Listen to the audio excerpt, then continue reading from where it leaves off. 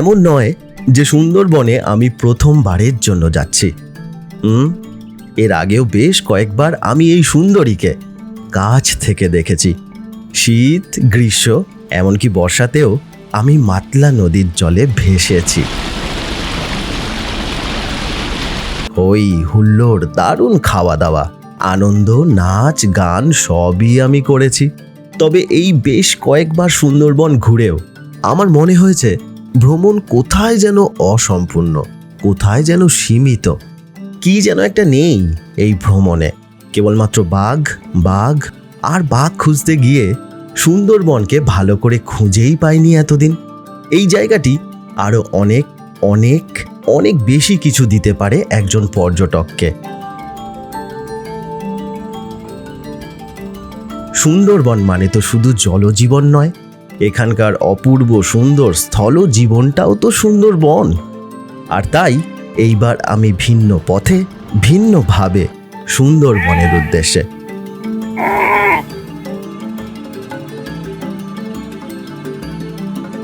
বোধহয় এই কারণেই এবার সুন্দরবনও আমাকে ভিন্নভাবে ধরা দিল।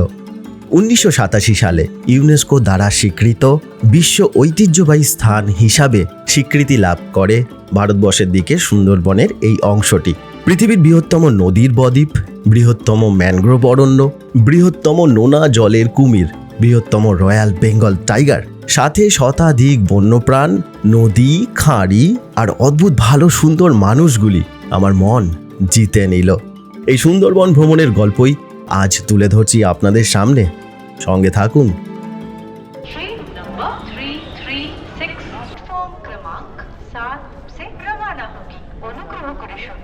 নমস্কার, আমি অভিষেক। আশা করি আপনারা সবাই খুব ভালো আছেন। একটা নতুন ভিডিওতে আপনাদের সবাইকে স্বাগত জানাই। আমি এখন আছি শিয়ালদহ স্টেশনে, যাচ্ছি সুন্দরবন বেড়াতে। প্রায় প্রতি বছরই এখন আমি সুন্দরবন যাই। অনেক খাওয়া দাওয়া, হই হুল্লোড়, সুন্দরবন ভ্রমণ তাতে থাকে।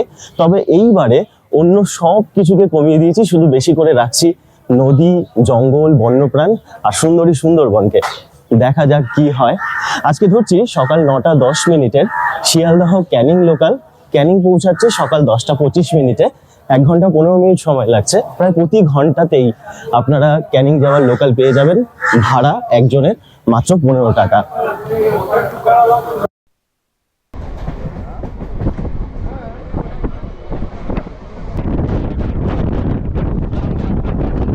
এই নেমে পড়লাম ক্যানিং স্টেশনে। ট্রেন কিন্তু লেট করেনি, 10 মিনিট ট্রেন লেট আছে। কিন্তু কেন বলুন তো, শিয়ালদাতে যখন ট্রেন এসেছে, মানে আজকে তো 9টা 10-এ আসেনি, এসেছে ট্রেন ছাড়তে ছাড়তে 9টা 20 মতন হয়ে গিয়েছিল। ভালো লাগছে, মানে ক্যানিং স্টেশনে আসলেই খুব ভালো লাগে। এই স্টেশন কিন্তু অনেক প্রাচীন, মানে 1862 সালে এই স্টেশনের নির্মাণ হয়। তা 162 বছরের পুরনো এই স্টেশন। আমার যিনি ট্যুর অপারেটর আছে তার অফিস ওইখানে। আর এই পিছন দিকে একটা রাস্তা আছে যেখান থেকে লর্ড ক্যানিং বা চার্লস জন ক্যানিং এর যে বাড়ি, সেই বাড়িতে কিন্তু যাওয়া যায়। এই হাঁটা পথে কতক্ষণ সময় লাগবে? ধরুন 10 মিনিটের মতন সময় লাগবে। আপনারা চাইলে একটা টোটোও করতে পারেন। আমি এই ভারী ব্যাগটা রেখে এসে তারপরে আপনাদেরকে ওই বাড়িটা দেখাবো। এই যে লর্ড ক্যানিং ছিলেন, এই লর্ড ক্যানিং এর উদ্যোগেই কিন্তু এই স্টেশন নির্মাণ করা হয়। এখানে ট্রাম লাইন পাতা হয়েছিল, এই রেল লাইন পাতা হয়, হোটেল তৈরি করা হয়েছিল, সরাইখানা তৈরি করা হয়েছিল, সেই বহু পুরনো। আর ওনার যে বাড়িটা আছে সেটা একটা সামান্য বাড়ি, মানে ইটের তৈরি 2তলা বাড়ি, 22টা রুম আছে, কিন্তু বহু প্রাচীন। বাড়িটার সঙ্গে না, মানে লর্ড ক্যানিংকে বাদ দিয়ে এই ক্যানিং কিন্তু ভাবা যায় না। তাই বাড়িটা একবার টুক করে দেখে তারপর আমরা সোনাখালি চলে যাব। এই আমাদের যিনি ট্যুর অপারেটর আছেন উনি এসে গেছেন। এইবার আমরা লর্ড ক্যানিং এর যে বাড়িটা আছে ওটা দেখাতে নিয়ে যাবো আপনাদেরকে। এই যে এনাদের অফিস হচ্ছে এই সামনেই, একদম স্টেশন থেকে বেরিয়ে একটুখানি। এই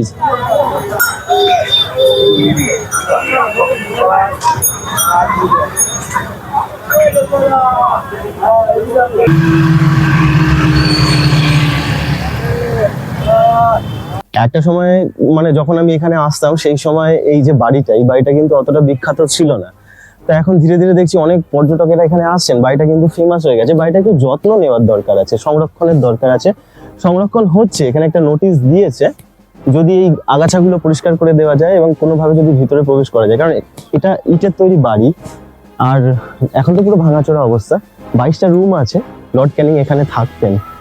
এটা কিন্তু সেই সময়, মানে কত দিনের পুরনো ভাবুন, মানে সেই স্বাধীনতার সময়, সেই সময়ের কিন্তু এই বাড়িটা। আমি যখন এর আগে এসেছিলাম তখন একদম ফাঁকা ফাঁকা ছিল, এখন দেখলাম অনেক টোটো দাঁড়িয়ে আছে, ভালো লাগছে। মানুষ আসুক, এখানে পর্যটন বাড়ুক, ভালো হবে।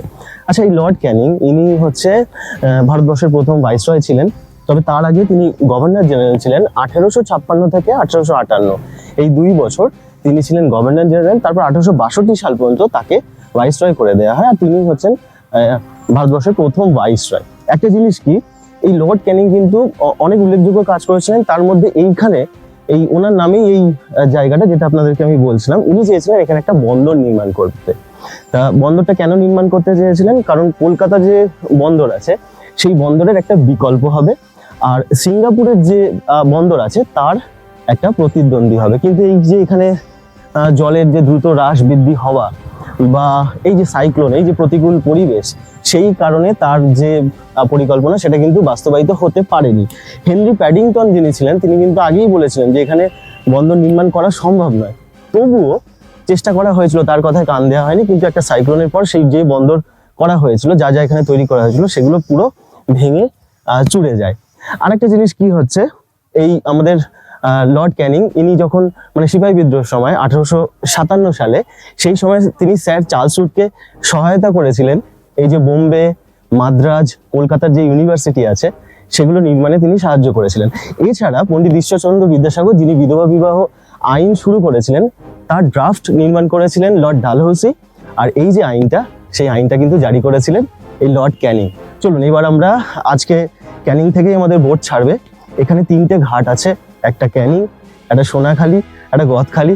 তো জলের যতটা পরিমাণ থাকবে সেই অনুযায়ী, যদি জল কম থাকে তাহলে সোনাখালি বা গদখালি থেকে শুরু হবে, যেহেতু জল আছে আমরা ক্যানিং থেকেই শুরু করব। বাহ, রাস্তাটা কিন্তু ভালো লাগছে।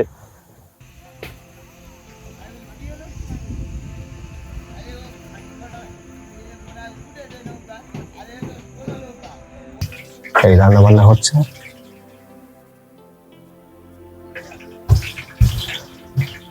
এখানেও বসে খাওয়া দাওয়া করা যাবে।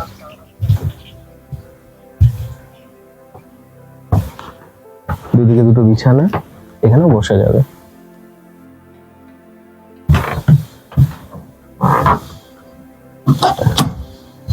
এটা ওয়াশরুম, সুন্দর পরিষ্কার ছোট্ট। যেহেতু আমাদের ক্যানিং থেকে শুরু হয়েছে, ওই হচ্ছে ওই মাতলা ব্রিজ, মাতলা নদী, এই হচ্ছে আমাদের বোটটা। এই যে সুন্দর পরিষ্কার।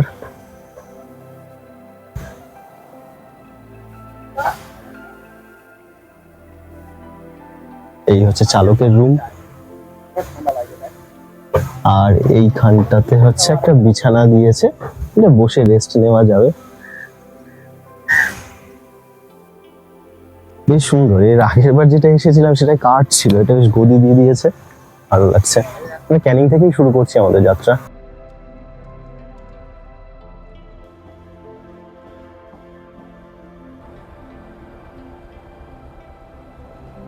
ক্যানিং থেকে এবারে সুন্দরবনের যাত্রা আমার শুরু হলো। আজকে আপাতত নৌকাতে আমি একা, তবে পরের দিন থেকে আমার প্ল্যান অনুযায়ী আমাকে বিভিন্ন দিনে বিভিন্ন সহযাত্রীদের সাথে অন্য নৌকা দেওয়া হবে। যেহেতু আমি একা গিয়েছিলাম তাই এই ব্যবস্থা করা হয়েছে। আজ আমরা সবার প্রথমে মাতলা নদীর পর হোগল নদী ধরে চলে যাব সোনাখালি, তারপর সেখান থেকে করতাল নদী ও বিদ্যাধরী নদী হয়ে চলে যাব গোসাবায়।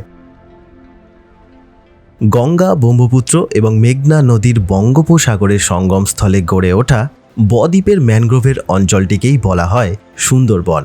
এই বদ্বীপগুলি কোথাও ধনুকের মতো, কোথাও আবার পাখির পায়ের মতো দেখতে, আবার কোনোটির অনেকগুলি করে খাঁজ দেখা যায়। সুন্দরবন ম্যানগ্রোভ অরণ্য ভারতবর্ষ ও বাংলাদেশের প্রায় 10,000 বর্গ কিলোমিটার অঞ্চল জুড়ে বিস্তৃত।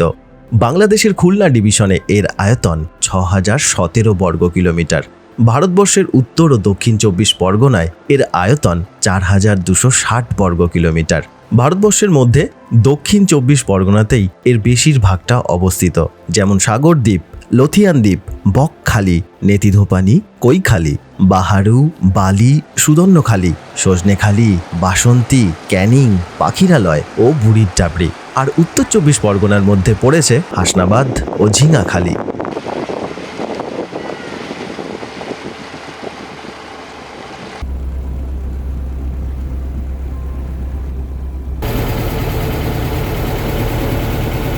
গোসাবাদে চলে এসেছি, তার আগে খাওয়া দাওয়া হয়ে গেছে। তো খাবার সত্যি খুব ভালো, যিনি রান্না করছেন তো খুব সুন্দর, একদম তেল ঝাল মশলা মেপেই রান্না করতে বলেছি। বেশি উল্টোপাল্টা খাবার দরকার নেই, এখন আমাদের অনেকদিন ঘুরতে হবে। আচ্ছা, গোসাবাদে পা রেখেছি, এখন একটা কথা বলি। বোট থেকে নামবেন, নেমে দুদিকে দুটো জিনিস দেখার আছে। একটা ডান দিকে হচ্ছে বেকন বাংলো, আর বাম দিকে হচ্ছে হ্যামিল্টন সাহেবের বাংলো। তো দুটো বাংলোই হ্যামিল্টন সাহেবই তৈরি করেছিলেন। যেটা বেকন বাংলো, সেখানে আমাদের বিশ্বকবি এসে 2 দিন রাত্রিবাস করেছিলেন। তবে আমার মনে হয় যে হ্যামিল্টন সাহেবের বাংলোটা অবশ্যই আগে দেখা উচিত, কারণ ওখানে একটা খুব সুন্দর ইতিহাস আছে, আর সেই ইতিহাসের সাথে আবার আরেকটা ইতিহাস জড়িয়ে আছে বেকন বাংলোর সঙ্গে। তাই আগে বাম দিকের হ্যামিল্টন সাহেবের বাংলোটা দেখিয়ে দিই আপনাদের।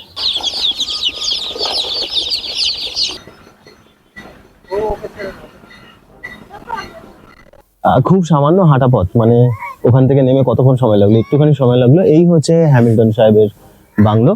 এখন এই যে হ্যামিল্টন সাহেব, এই হ্যামিল্টন সাহেবের পুরো নাম হচ্ছে ড্যানিয়েল ম্যাকিনন হ্যামিল্টন। তখনকার দিনে যে ধনী ব্যবসায়ীরা ছিল তাদের মধ্যে তিনি ছিলেন অন্যতম। তিনি একজন স্কটিশ ব্যবসায়ী ছিলেন, ম্যাকিনন ম্যাকেনজিয়ান কোম্পানির তিনি মালিক ছিলেন। এখন 1903 সালে এই যে গোসাবার যে অঞ্চলগুলো, রাঙাবেলিয়া, সাতজেলিয়া, গোসাবা, এইসব জায়গায় 9000 একর জমি তিনি কিনে নেন। কিনে নেবার পর তিনি ব্যাপকভাবে এইসব অঞ্চলের উন্নতি সাধন করেন। যেমন ধরুন চাষবাস, বন সংরক্ষণ, তারপরে স্কুল নির্মাণ করেন। তারপরে এখানকার যে লোকাল দরিদ্র জর্জরিত মানুষ আছে তাদের পাশে এসে দাঁড়ান। কোঅপারেটিভ যে সোসাইটি তার নির্মাণ করেন। তো মানে তাকে ছাড়া এই গোসাবা, এই এখন যে বর্তমান যে গোসাবা, তাকে ভাবাই যায় না। তা 1939 সালে 79 বছর বয়সে তিনি মারা গিয়েছিলেন। এই মানে আগে ঢুকতে দেওয়া হতো, কিন্তু এখন ঢুকতে দেওয়া হয় না। আসলে অনেক সময় কি হয়, পর্যটকেরা এসেও একটু করে, আর এখন নতুন করে রিনোভেট করছে। তো আশা করছি তারপরে ঢুকতে দেওয়া হবে। একটা জিনিস কি, এই বাড়িটাকে একটু ভালো করে দেখুন। এই বাড়িটা কত বছর আগে, প্রায় 100 বছর আগের বাড়ি। তো দেখুন, এখানে তো এত সাইক্লোন হয়, এত ঝড় ঝঞ্ঝাট, এখনো পর্যন্ত কিন্তু কোনো রকম ক্ষতি হয়নি। এই নিচে দেখছেন হাওয়া চলাচলের জায়গা আছে। তো এইগুলো দিয়ে না যখন ঝড় ঝঞ্ঝাট হয় তো হাওয়া চলাচল করতে পারে, সেই জন্য এই পুরো বাড়িটা এখনো পর্যন্ত অক্ষত আছে। শুধুমাত্র এই বাড়িটা নয়, এই যে সামনে যে বেকন বাংলো আছে সেটাও কিন্তু খুব সুন্দরভাবে মেনটেন করে আছে, আর সেটাও কিন্তু এখনো অক্ষত আছে। এইটার পরে আমরা ওখানে যাব।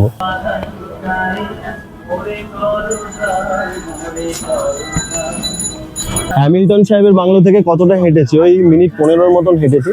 তো আমি এখন বেকন বাংলোর সামনেটা দাঁড়িয়ে আছি। মিনিট 15ই বলবো, ওর বেশি আপনাদের সময় লাগবে না। একদম সোজা রাস্তা, কাউকে জিজ্ঞাসা করলেও বলে দেবে আপনাদের, এমন নয় যে খুঁজে খুঁজে আসতে হবে। আমি এর আগে যখন এসেছিলাম তখন কিন্তু এরকম মানে এত সাজানো গোছানো ছিল না।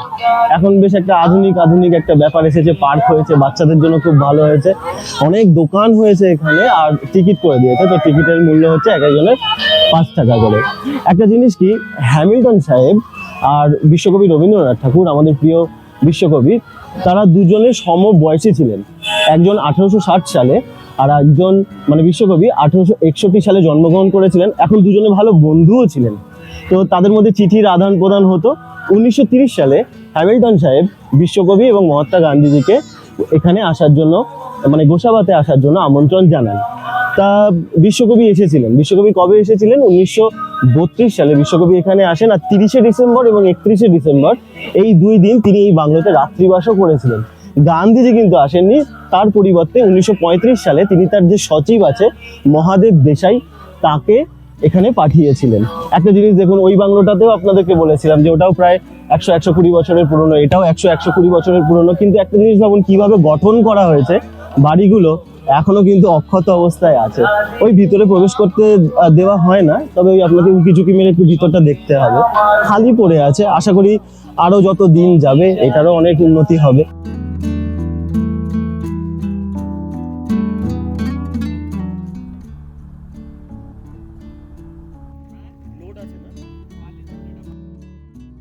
গোসাবা থেকে আবার নৌকায় উঠে পড়েছি। গন্তব্য পাখিরালয়। এই পাখিরালয়ের বিপরীত দিকেই সজনেখালি, একদিকে গোমদী আর অন্যদিকে গোমর নদী দেখা যায় পাখিরালয়ে। এখন আমরা দুর্গাদোয়ানি খাঁড়ি দিয়ে ধীরে ধীরে যাচ্ছি। নৌকা কখনো বাম দিকে আবার কখনো ডান দিকে বাঁকানো হচ্ছে, কারণ নদীতে জায়গায় জায়গায় চড়া পড়েছে। আজ আকাশ সকাল থেকেই মেঘলা। গোসাবার পর থেকেই বৃষ্টি শুরু হলো। আলো এখন অনেক কমে গেছে, আর ঠিক এমন সময়ই দেখা হয়ে গেল এনার সাথে।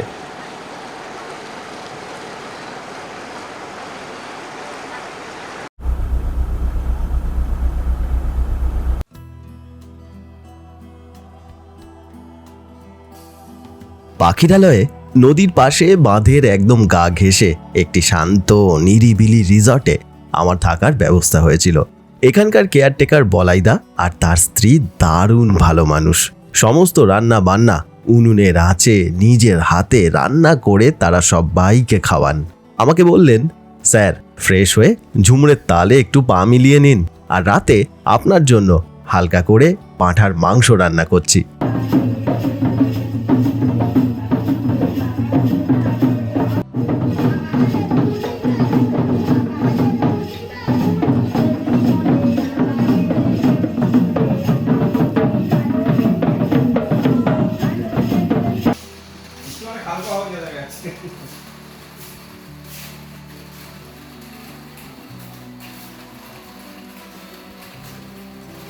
দ্বিতীয় দিনে সুন্দরবন ভ্রমণে সকালে উঠে দেখি বেশ সুন্দর বৃষ্টি হচ্ছে। আমি সকাল 7টার মধ্যে তৈরি হয়ে আরও অন্যান্য পর্যটকদের সাথে একটি অন্য নৌকায় চেপে বসলাম। আজ অনেকটা দূর আমাদেরকে পাড়ি দিতে হবে। আজ যাচ্ছি বনি ক্যাম্পে। ঝড়খালি হয়ে আমাদেরকে যেতে হবে। রাস্তা কিন্তু অনেক। প্রথমে 3 ঘন্টা সফর করে ঝড়খালি, আর তারপর আরও 3 ঘন্টা সফর করে বনি ক্যাম্প। আর এই দূরত্বের জন্যই বেশিরভাগ ট্যুর অপারেটররা তাদের ভ্রমণের তালিকায় এই ক্যাম্পটিকে রাখেন না। আর এটাই এই ক্যাম্পে বাঘ দেখার সম্ভাবনাকে দ্বিগুণ করে দেয়। সজনেখালিতে যাওয়ার পথেই একটি মদনটাক, কালো মাথা মাছরাঙা আর কয়েকটি গাং চিলের সাথে আমার দেখা হয়ে গেল। এই সজনেখালিতে এলাম। আমাদের যে রিসর্টটা আছে না, ওটা হচ্ছে এই লাইনে। এখান থেকে আমাদের আসতে 5 মিনিটের মতন লাগলো। তা যেমনটা আপনাদের বলছিলাম, এখান থেকে পারমিট নেওয়া হবে। প্রতিটা বোটের এখান থেকে পারমিট নিতে হয়। এমনকি যারা জেলেরা থাকে, যারা মাছ ধরতে যায়, তাদেরও এখান থেকেই পারমিট নিতে হয়। আর এখানে একটা গাইড দেওয়া হয় যারা বোটে ওঠে। এই সামনেটায় কুমির রাখা আছে, অলিভ রিডলে কচ্ছপ আছে, একটা সুন্দর ওয়াচ টাওয়ার আছে, আর একটা ম্যানগ্রোভ ইন্টারপ্রিটেশন সেন্টার আছে, যেটা অবশ্যই দেখতে হবে। আর হচ্ছে গিয়ে এই সামনেটায় কিছু কেনাকাটির দোকান আছে, যদি আপনারা মনে করেন কেনাকাটিও করতে পারেন। আচ্ছা,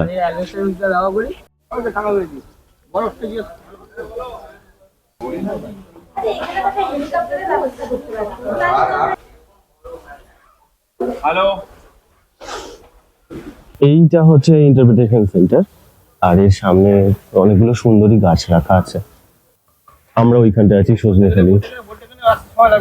সজনেখালির একদম একটুখানি গেলেই হচ্ছে সুধান্যখালি। আমাদের এই দয়াপুরের এই কাছাকাছিতেই আমাদের রিসর্ট। এবার একটা জিনিস দেখুন, এই দোবাকি পঞ্চমুখানি, এই যে পঞ্চমুখানি, এইখানটায় আমাদের নিয়ে যাওয়া হয়।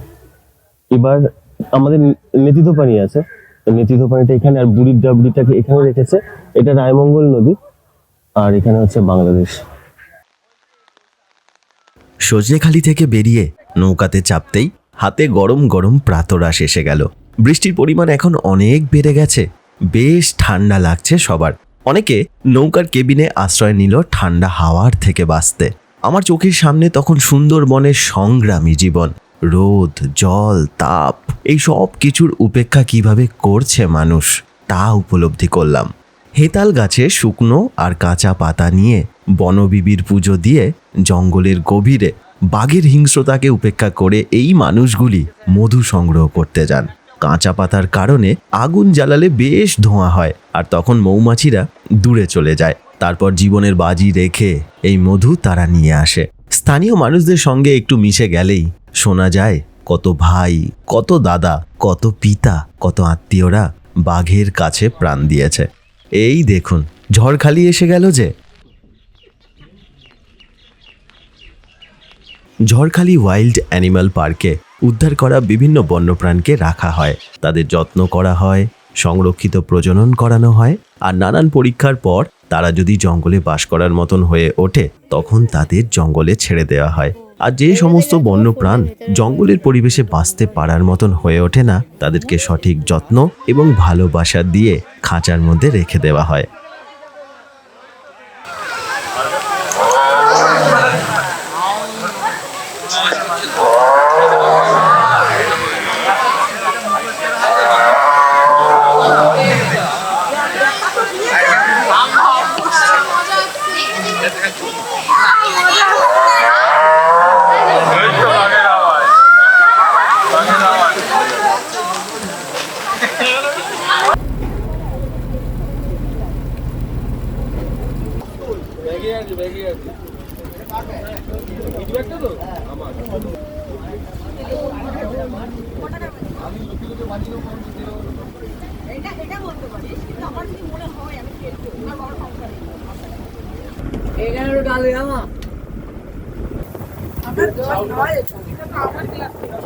কি মাছ রাহুল এটা? পাবদা।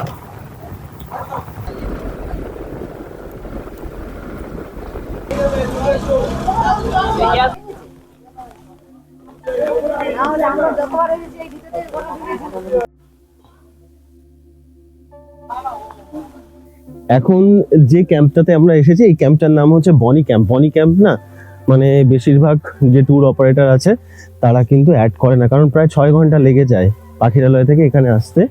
এইটা হচ্ছে সুন্দরকোটি ইকো কনজারভেশন ক্যাম্প, মানে এর যে আগের নাম ছিল সেটা হচ্ছে এটা।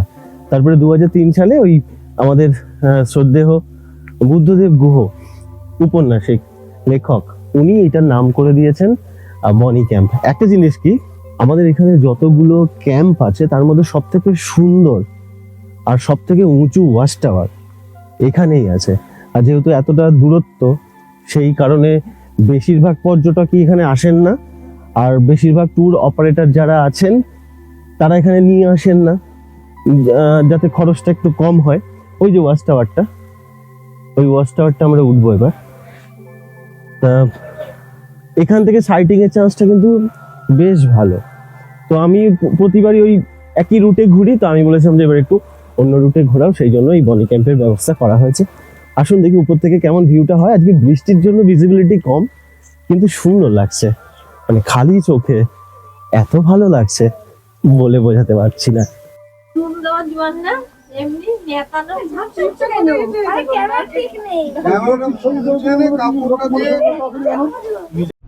আমরা বনি ক্যাম্প ছেড়ে সবেমাত্র বেরিয়েছি।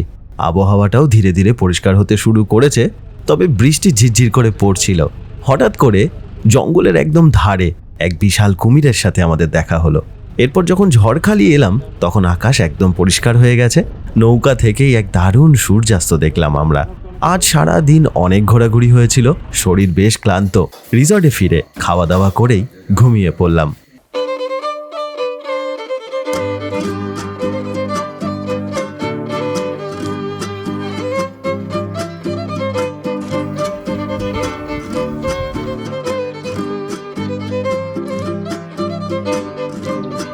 সুপ্রভাত। সুন্দরবন ভ্রমণের আজকে আর একটা নতুন দিন। গত 2 দিন ধরে আমরা লঞ্চে ভ্রমণ করেছি। তা আজকে আমি অনুরোধ করেছিলাম, আসলে ব্যাপারটা কি হয়েছে, রিসর্টটা কি সুন্দর না, এই দেখুন এদিকটায় নদী, ওপারটায় সজনেখালি, কিছুটা গেলেই তা এটা পাখিরালয়। তা গতবার কি হয়েছে, যখন আমি বর্ষার সময় এসেছিলাম ইলিশ উৎসবে, সেই সময় না আমি বর্ষায় এই গ্রামগুলো ঘুরে দেখেছিলাম, তো আমার বড় ভালো লেগেছিল। তা আমি আমাদের যে ট্যুর অপারেটর আছে শেখর বাবুকে আমি বলেছিলাম যে দাদা, আমাকে একটা দিন মাঝখানে একটা গ্যাপ দিয়ে এই গ্রামটাকে একটু দেখার সুযোগ দিও না। না হলে কি হয়, প্রতিবারই আমি আসি, সেই সমুদ্র নদী জঙ্গল সেইটাই তো আমি ঘুরি। এইবারে ভেবেছিলাম যে একটু গ্রামটাকে ঘুরে দেখব, তা সেই জন্য একটা দিন রেখেছি সুন্দরবনের সুন্দর গ্রামটা নিজের চোখে দেখার জন্য আর আপনাদেরকে দেখানোর জন্য। এই সামনে থেকে কিছুটা হাঁটলেই পাখিরালয়ের মেন বাজার, মানে যেখানে সব হোটেলগুলো থাকে। তা আমাদের রিসর্টটা একটু দূরে রেখেছে। দেখুন না পরিবেশটা কি ভালো, সকাল থেকে পাখির আওয়াজ দারুণ সুন্দর লাগছে।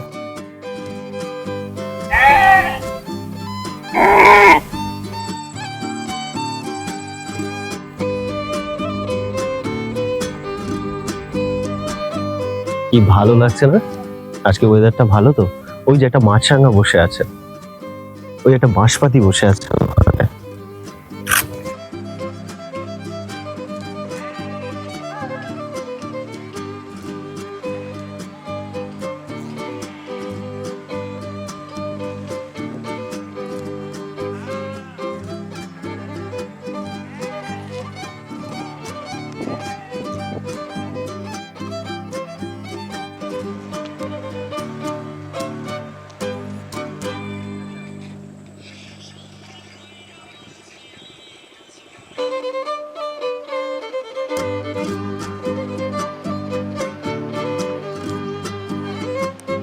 আমি আপনাদেরকে এর আগেও বলেছি না যে সুন্দরবন মানে কিন্তু শুধু যে সেই জলজীবন সেটা নয়, স্থল জীবনটাও তো সুন্দরবন। এই দেখুন না কি সুন্দর ভেড়াগুলো, কত মাছরাঙা পাখি। এই দেখুন একটা অরেঞ্জ, একটা চকলেট কালারের মাছরাঙা, এই উড়ে গেল, ওই গাছটায় গিয়ে বসলো। এখানে একটা প্রজাপতি দেখলাম, বাঁশপাতি দেখলাম, কি ভালো লাগছে। এই চারদিকে ঘর আর কত পাখির ডাক শুনুন। এরকম শান্ত হন, দেখেছেন কত পাখি ডাকছে। এই একটা মাছ, দারুণ সুন্দর এই জায়গাগুলো।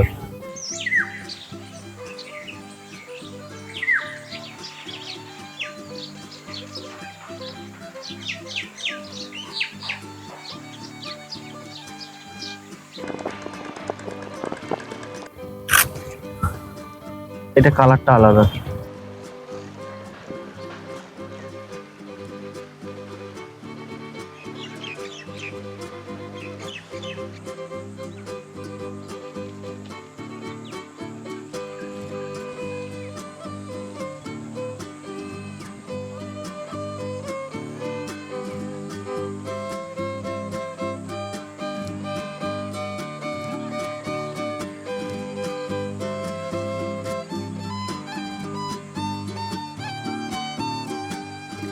এই একটা সুন্দরী গাছ দেখতে পেলাম, কি মোটা পাতাগুলো। এটা কেওড়া গাছ।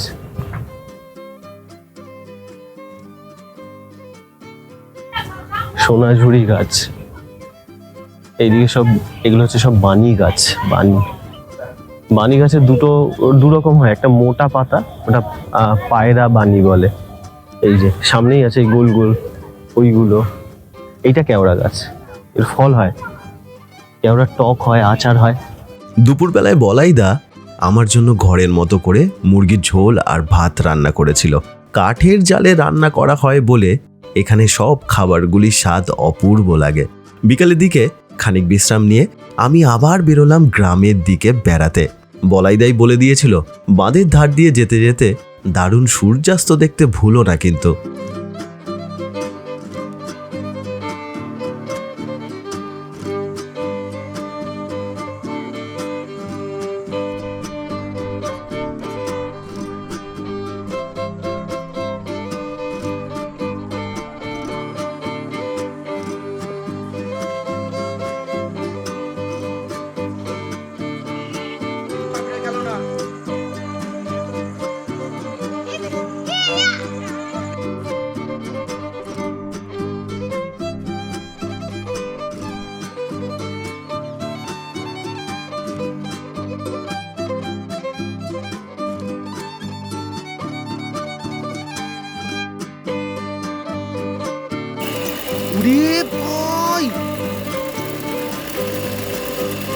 সুপ্রভাত, সুন্দরবন ভ্রমণের আরো একটা নতুন দিন। আর আজকে দোবাকির দিকটা যাচ্ছি। আমার তো বনি ক্যাম্পের দিকটা হয়ে গেছে। যেদিন বনি ক্যাম্প গিয়েছিলাম সেই দিনটায় তো মানে ওয়েদারটা ভালোই ছিল, মানে প্রচুর বৃষ্টি হয়েছিল, সেই জন্য অতটা ভালো ভিজিবিলিটি ছিল না। কাল থেকে রোদটা খুব সুন্দর বেরিয়েছে, একটা মিষ্টি রোদ, শীতের তো ভালো লাগছে। এ দেখুন না, তবে গতকাল কিন্তু খুব সুন্দর আবহাওয়া ছিল, আর একটু বেলা হলেই কুয়াশাটা কেটে যাবে। আজকে দোবাকির দিকটায় যাচ্ছি, মানে জঙ্গলের বাফার জোন। তাহলে দেখুন কেমন ব্যাপারটা। সুন্দরবনে 3টে জোন আছে, একটা কোর এরিয়া, তা কোর এরিয়াতে কিন্তু কাউকে প্রবেশ করতে দেওয়া হয় না, সেখানে শুধুমাত্র বন্যপ্রাণ থাকবে।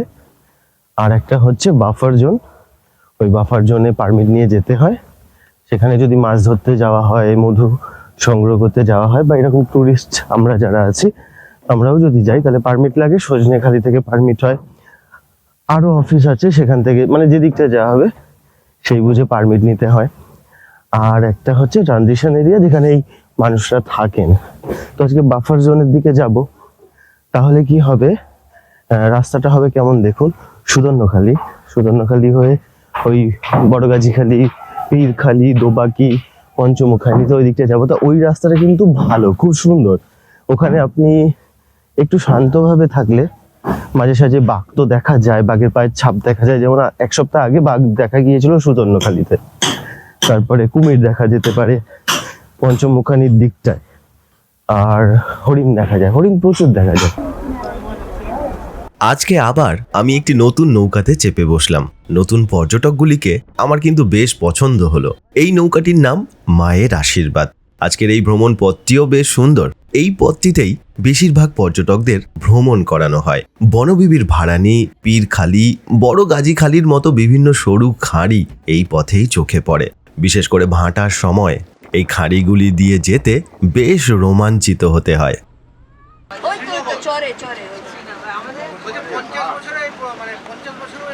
এছাড়া হেতাল গাছের জঙ্গল, যেখানে বাঘিনী পুরুষ বাঘের হাত থেকে নিজের সন্তানদের রক্ষা করার জন্য লুকিয়ে রাখে, সেই হেতাল গাছের গভীর জঙ্গল এই পথে দেখা যায়।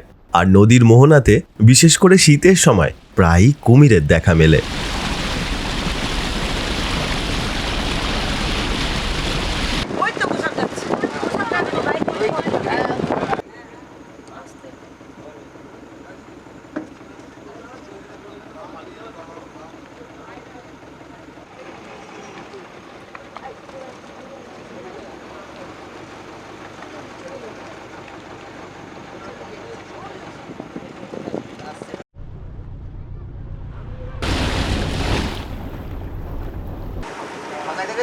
হ্যাঁ,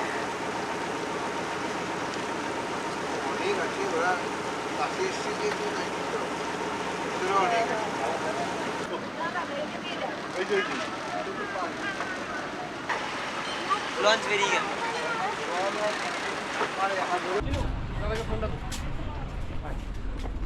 এখন আমরা দোবাকি ক্যাম্পে চলে এসেছি। এইবার কিন্তু আমরা খাঁচার ভিতরে আর বন্যপ্রাণীরা বাইরে। দেখার সম্ভাবনা এখান থেকে কি কি আছে। এখানে কাঁকড়া নিচের দিকে, লাল আর হলুদ, আর জঙ্গল কেটে পরিষ্কার করা আছে। বাঘ যদি কখনো পারাপার করে তাহলে আপনারা বাঘ দেখতে পাবেন, সেটার সম্ভাবনা জানি না কতটা আছে। ওরা না, মানে বাঘের খুব ধৈর্য, তো সেই জন্য সে বসে থাকবে, সে এত সহজে আসবে না। হরিণ দেখা যায় অনেক। আর ওই ওয়াচ টাওয়ার আছে একটা সামনে, ওই ওয়াচ টাওয়ার থেকে কিছু পাখি দেখা যায়। আর হচ্ছে কি আরেকটা জিনিস কি, মানে এই যে এটা একদিক দিয়ে ঢুকানো হয়, আরেকটা দিক দিয়ে বের করানো হয়, তাই এর দৈর্ঘ্য হচ্ছে 500 মিটার।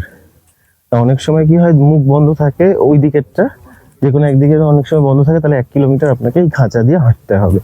তাই এরকম রাস্তা দিয়ে 1 কিলোমিটার কেন, 2 কিলোমিটারও হাঁটা যায়, সুন্দর লাগবে। এখানে কোথায় চলে যাবে? তুই কি বললাম আমি না ভিডিও করো। আরে কি করে এখানে তো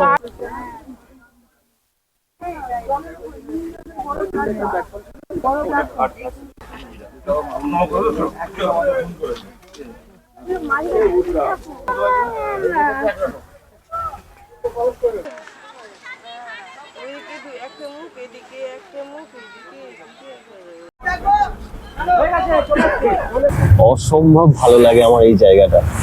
এইটাই হচ্ছে সেই পঞ্চমুখানি, মানে আমরা দোবাকি ছাড়লাম, তো দোবাকি ছাড়ার পরে এখানে 5টা নদী একসাথে মিশেছে। বিদ্যাধরী নদী, হেরোভাঙা, ছেঁড়া মাতলা, বড় গাজীখালি, এই সব কটা নদী এখানে এসে মিশেছে, দারুণ সুন্দর লাগছে। আর দোবাকি নদী, অনেকে বলে যে এখানে 7টা নদী একসাথে মিশেছে। আমরা এখন ঝড়খালির দিকে যাচ্ছি, ঝড়খালি এখান থেকে আরো অনেকটা সময় লাগবে।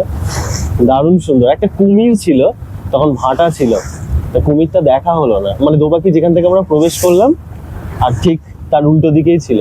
তো যতক্ষণ আমি বেরিয়েছি ততক্ষণে কুমিরটা আবার মনে হয় জলে চলে গেছে। তা একটু দূর থেকে শটটা নিয়েছি, কুমিরটা সুন্দর ছিল, বড় ছিল। এই ভিউটা দারুণ সুন্দর। আমি তো বর্ষাকালে এর আগে অনেকবার এসেছি, তখন আরো ঢেউ থাকে, তখন সামনে বসা যায় না।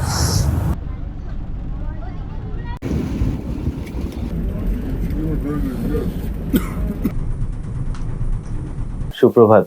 সুন্দরবন ভ্রমণের আজকে শেষ দিন। আজকে একটু অন্য পথে যাচ্ছি। আমি যেমন আপনাদেরকে বলছিলাম যে এইবারের ট্যুরটা আমি সুন্দরবনের চেনা জায়গাগুলো ঘুরবো আর অচেনা জায়গাগুলো ঘুরবো। এর মধ্যে একটা কি, আমি বুড়ির ডাবরির পারমিশন পাচ্ছি না, তবে বুড়ির ডাবরির অনেক কাছে যাচ্ছি। সেই নদী, বাংলাদেশের সীমান্ত, সেই সবই দেখতে পাবো। আর আজকে যেটা মানে সব থেকে যেটা ইন্টারেস্টিং ব্যাপার সেটা হচ্ছে মরিচঝাপের যে গ্রামটা, মানে যেখানটায় বাঘের খুব আনাগোনা হয়। উল্টো দিকে জঙ্গল থেকে, একদিকে গ্রাম আর উল্টো দিকে ঘন জঙ্গল।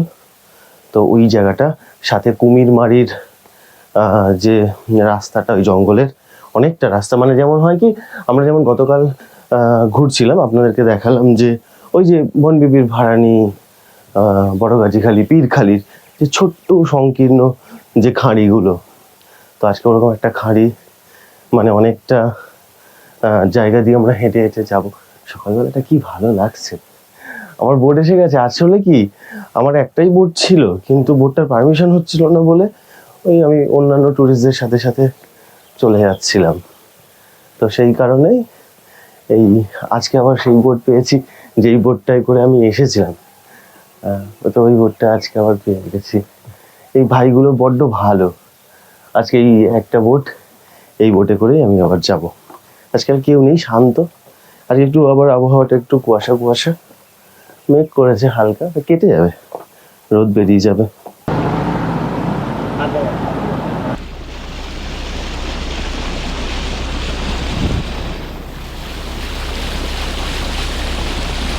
এইদিকে রুটটাই কিন্তু এর আগে কখনো যাইনি আমি, মানে এইদিকে তো আমাদের কিছু পড়ে না। দয়াপুর ডান দিকে আছে, কিন্তু এই রুটটায় যাওয়াই হয়নি। এই রুটটা ওই জন্য লোকালিটি আছে। আসলে কি হচ্ছে, মানে আমরা বাংলাদেশের দিকতে যাচ্ছি, যেমন ওই পিছন দিকটাতে দোবাকি কেমন হয় ব্যাপারটা দেখুন না। পাখিরালয়ের উল্টো দিকেই সজনেখালি, ওখান থেকে সামনে কিছুটা গিয়ে বাঁ দিকে ঘুরিয়ে দেয়, তারপরে বনবিবি ভাড়ানি হয়ে বেশ কিছুটা গিয়ে দোবাকি হয়। আর যদি ঝড়খালি যাওয়া হয় তাহলে একদম সোজা রাস্তাটা ঝড়খালি চলে যাচ্ছে, মানে পাখিরালয় থেকে ডান দিকে সোজা গেলে। আর এটা হচ্ছে একদম উল্টো দিকের রাস্তা, তো একদম বর্ডারের দিকে যাচ্ছি। রোদ্দুরটা বেরোয়নি, কিন্তু ওয়েদারটা বেশ ভালো লাগছে, মেঘলা মেঘলা ওয়েদার। আমি এইবারের ট্যুরে এত ভিন্ন ভিন্ন ওয়েদার পেলাম, ভালো লাগলো। মাঝখানে তো ওই দুদিন এমন বৃষ্টি হচ্ছিল, মনে হচ্ছে আমি বর্ষাকালে এসেছি। কি যে ভালো লাগছিল। এই দয়াপুরে কিন্তু অনেক মানে শান্ত সুন্দর সুন্দর রিসর্ট আছে, যেখানে থাকা যেতেই পারে, একদম শান্ত। আর এই রিসর্টটাতে আবার দেখছি যে একটা ওয়াচ টাওয়ারের মতন করে দিয়েছে, দেখা যাবে।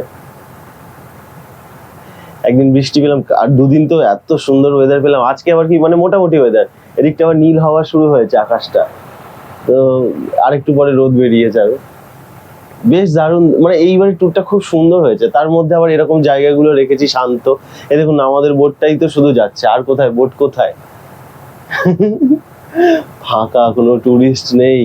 এরকম যদি একটা ছোট ছোট আপনারা যদি গ্রুপে পরিবার নিয়ে যদি আসেন, বা অফিসের বন্ধুদের সাথে যদি আসেন, বা আপনাদের প্রতিবেশীদের সাথে যদি আসেন, এরকম শান্ত, এই দেখুন কোনো বোট নেই, নির্জন, এত খুব ভালো লাগবে। এসে দেখবেন খুব ভালো লাগবে। একটা পাখি দেখছি।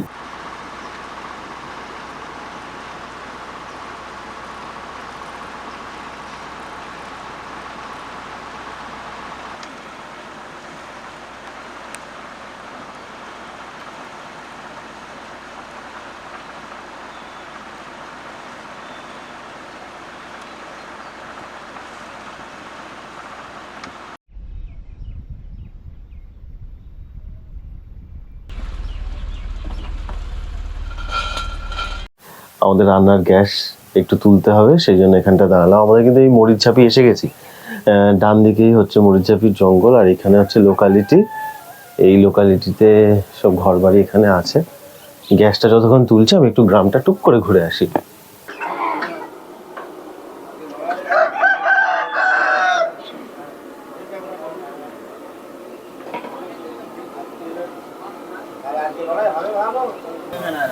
এইটা নৌকার ঘাট থেকে উঠে আমরা এটা পেলাম। এইটা এর আগে কখনো আপনারা দেখেছেন এই মিষ্টিটা? 5 টাকা পিস। ভালো খেতে, মানে কেমন, মানে রসগোল্লার মতন ছানা ছানা ব্যাপার আছে। টেক্সচারটাও একটা পাউরুটির মতো। আর ছানাটা যেমন খুব নরম হয় সেরকম নয়, কিন্তু কিন্তু সুন্দর খেতে, খারাপ নয়। প্রথমবার খেলাম এটা, রসগোল্লার মতন লাগছে কিন্তু পাউরুটি, মানে রসগোল্লা পাউরুটির মিক্স।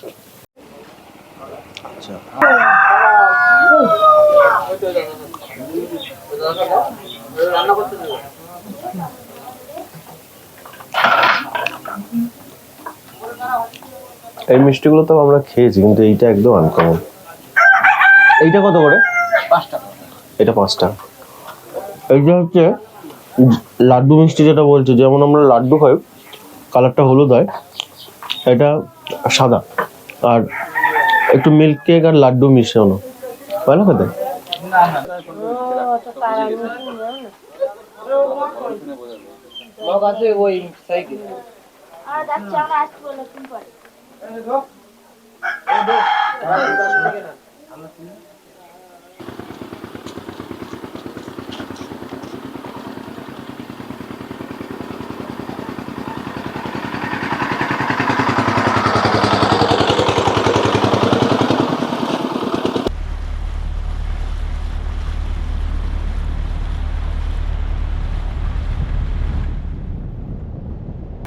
এই হচ্ছে সেই রায়মঙ্গল নদীটা, ভীষণ চওড়া, ভীষণ চওড়া।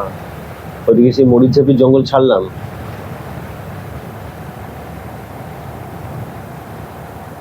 ওফ ভীষণ চওড়া এই নদীটা, দারুণ সুন্দর। ওই যে জাহাজগুলো ওখানে দাঁড়িয়ে আছে, সব বাংলাদেশের দিকে যাচ্ছি, বাংলাদেশ থেকে জাহাজগুলো আসে। আরো যাব আমরা, আরো কিছুটা গিয়ে তবে। জলে এইখানে আবার জলের কালারটা একটু দেখছি ঘোলা ঘোলা।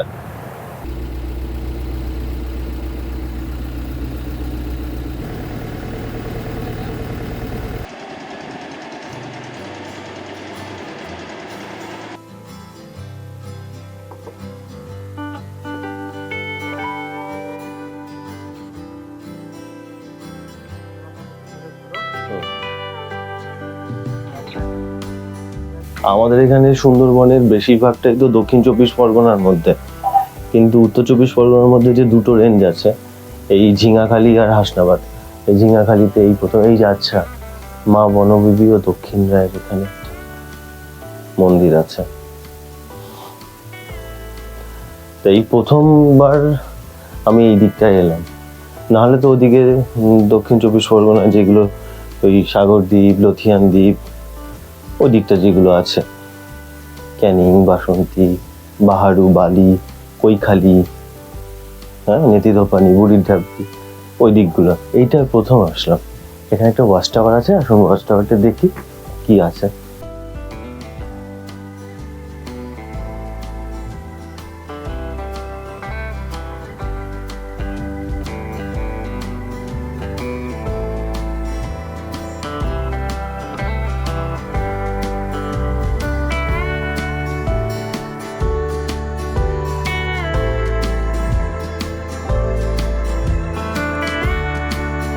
ঝিঙাখালি ক্যাম্পের বাম দিকে সরু খাড়ি দিয়ে আমাদের নৌকা ধীরে ধীরে এগোতে থাকলো কালীতলা গ্রাম পঞ্চায়েত সংলগ্ন টিপলিখালি বাজারের দিকে।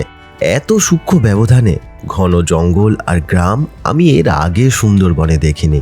বছরে অন্তত একবার হলেও বাঘ এই গ্রামে হানা দেবে।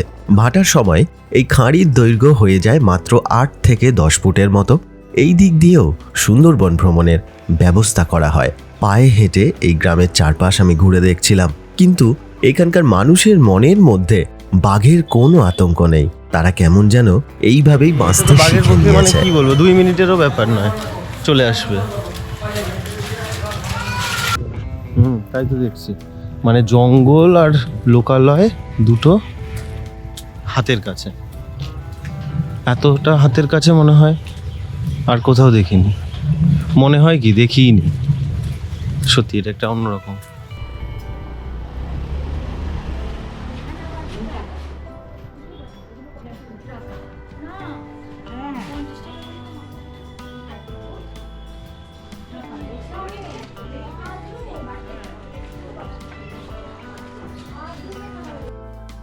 এই পুরো ট্যুরটি আমি করেছিলাম ট্রাভেলস ডেস্টিনেশন সুন্দরবনের সঙ্গে।